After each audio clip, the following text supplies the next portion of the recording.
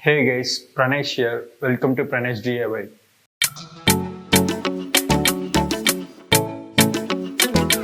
In today's video, I'm going to share about my experience on my career jump in IT, and I'm going to share about how I joined in an IT company, from there how I switched it to a new one, and how I prepared for the interview, and what other things worked for me.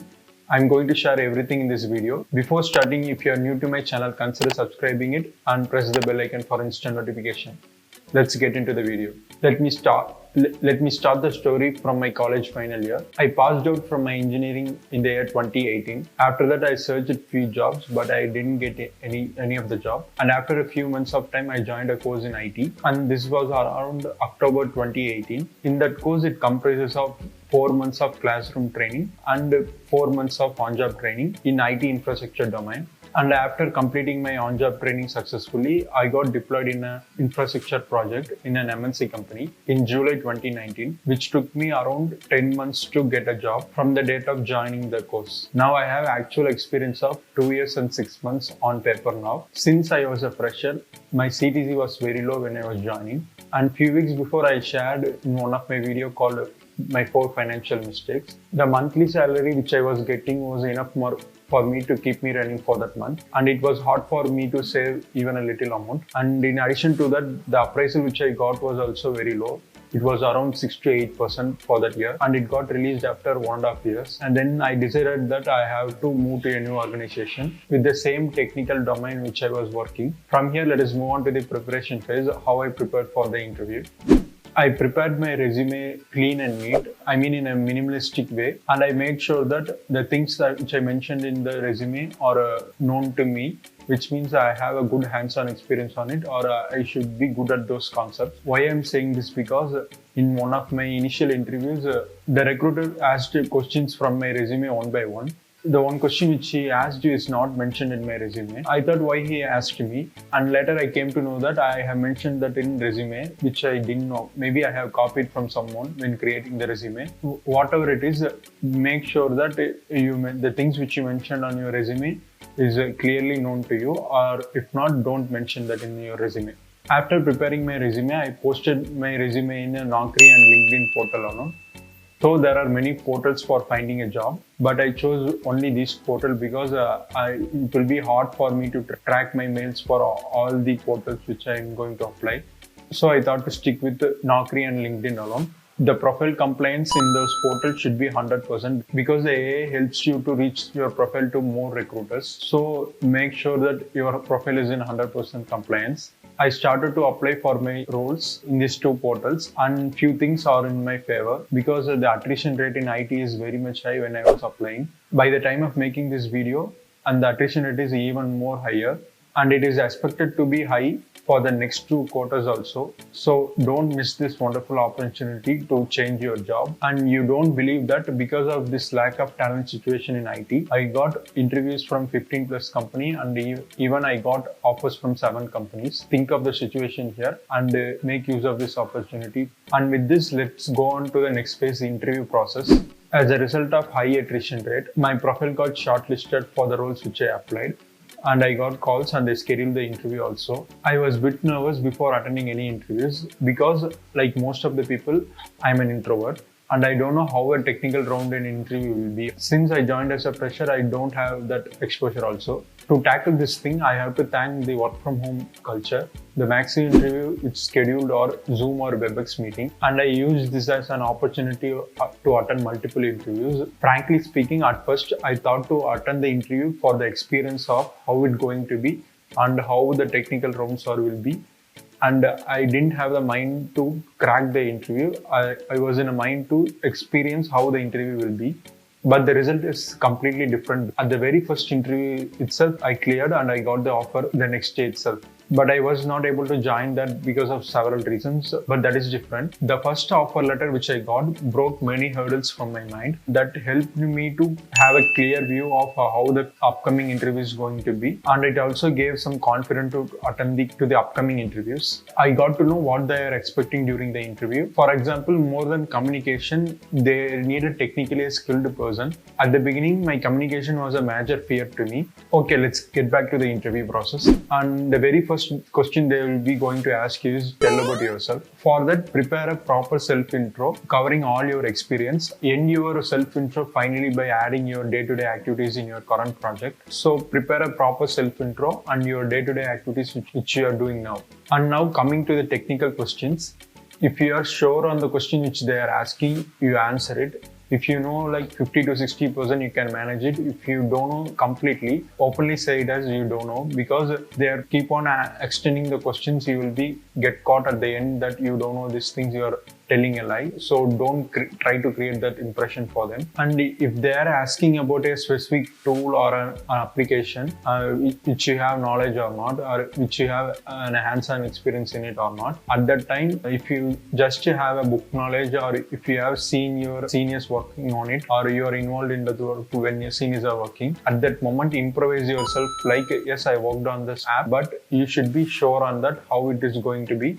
Why I'm telling to improvise at the moment, because they need people who have hands-on experience. They don't need people who have book knowledge on it. If you are very sure on it, improvise as you worked on this tool and you have experience on it. Once the interview is over, they will give you space to ask any questions you have for them. At that time, don't be blank.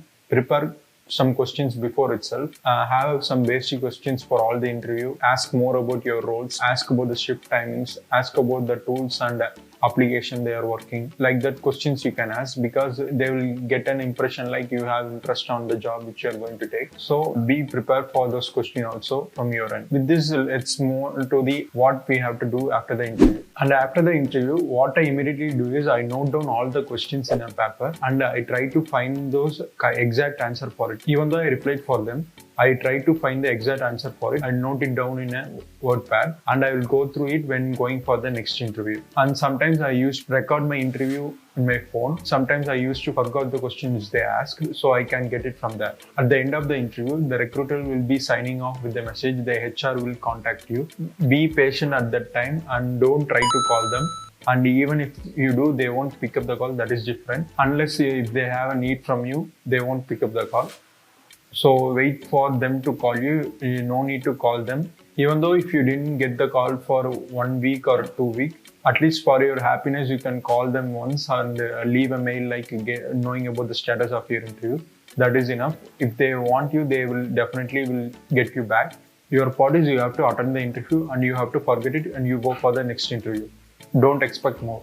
Then if you got selected, you will get a call from the HR, and here comes the salary discussion part. It doesn't matter how much you're good at bargaining, you can't win them. Maybe they give you an atmosphere like you won them, but you can't win them. So I'd say ask the highest CTC which you have fixed in your mind, and also of course based on your interview. Don't be hesitant to ask what if they need your offer. Nothing going to be happen like that, because it's a very difficult process to start from a new guy, and he have to get shortlisted and he also have to be get selected there, and it's a very tough process for them. So don't be hesitant to ask the CTC which you have in mind. Whatever salary you are going to ask them, they have fixed a bar on you already, and they will try to make the deal below that. But don't be hesitant to ask the CTC which you have in mind, because initially I had a feeling like I'm asking too much like that. And nothing is like that. You can ask them. If you are quoting in X amount of CTC and they are quoting less than that, try to reiterate about your skills and your qualities, how you are working now, what are the certification you have done. These things you have reiterate to them again, and try to increase the CTC as much as possible, and make sure how much fixed pay they are giving you and how much variable pay they are giving you. And also don't forget to get the joining bonus. Use the application like Fishbowl, Quora or LinkedIn to get to know about the joining bonus of the company. If they are giving anything like that, don't forget to ask the joining bonus, especially if you are able to join before your notice period. Why you have to leave when something comes for free? So ask for joining bonus. That's all. We came to this end of this video. I'll end up this with the things which worked for me to crack my interview. I'll share those things one by one. Look at your job description before attending an interview.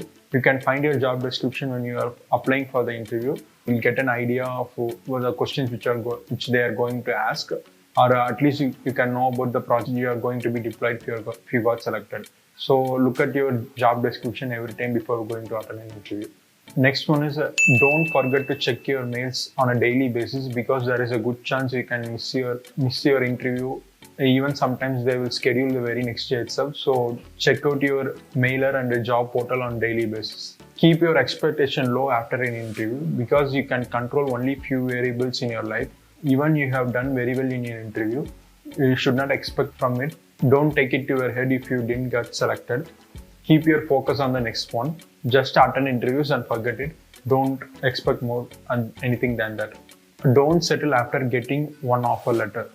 This is a common mistake every one of my friends have done, because after getting an offer, they are not trying for another company. Why I am telling this? If you want to improve your financial status in your life, you should not settle for one offer. So it's not professionally a good thing, but think of your financial status and decide. It's up to you. And so don't settle for one offer if you are financially low. Once you got selected, the HR have decided your CTC. Even if you are not satisfied with the CTC which they are giving, don't reject the offer at that time. You can get that offer, you can post the paper in your current organization, and you can search for the other job, because we have a notice period of maximum of 3 months and the minimum of 2 months. In between that, during this high attrition wind, we will definitely get another job. So don't reject any offer. You can even bargain more with the next company with this current offer. So don't reject any offer. Get that offer, post the paper, and go for another company. And mostly in many companies, they are not shortlisting the candidates who have notice period less than 3 months. So don't reject your offer. After getting an offer, you have applied for relieving paper in your company, and parallelly reduce your notice period accordingly in your job portals, because the recruiters will be searching for folks who have less number of notice period and who can join immediately. You can change your notice period from 3 months to 2 months, 2 months to 1 month, and 15 days, and finally you can change it to immediate joining. Create a new job alerts in Google search, which will send you notification on daily basis. This one helped me a lot to find companies which are not even in Naukri and LinkedIn. It will take you directly to the company's portal, and we can apply from there. So turn this alert on Google search engine. Apply for minimum of 4 jobs in a day. You never know what may happen tomorrow, and you have to attend those interviews until the last day before notice. Hope my example will help this sentence. The job which I am in now, I got during the last day of my notice period. The interview happened 1 day before. The very next day I got the offer. The next day I joined in this company. So apply at least 4 jobs in a day until your last working day. After attending a dozens of interviews, you will get to know a template of questions which will be commonly asked in all your interviews. Keep that in handy. Have a look at it before going into an interview. That will help you, because you can immediately answer those questions. So these are all things which worked for me. I hope this video will be helpful for you as well. Don't lose your hope. If you didn't get a job, even if you perform very well in an interview, the one which is there for you will eventually comes to you. So don't lose the hope. You just have to do one thing. Keep trying. Thanks for watching this video. Subscribe for more videos like this in future. Good luck. Bye.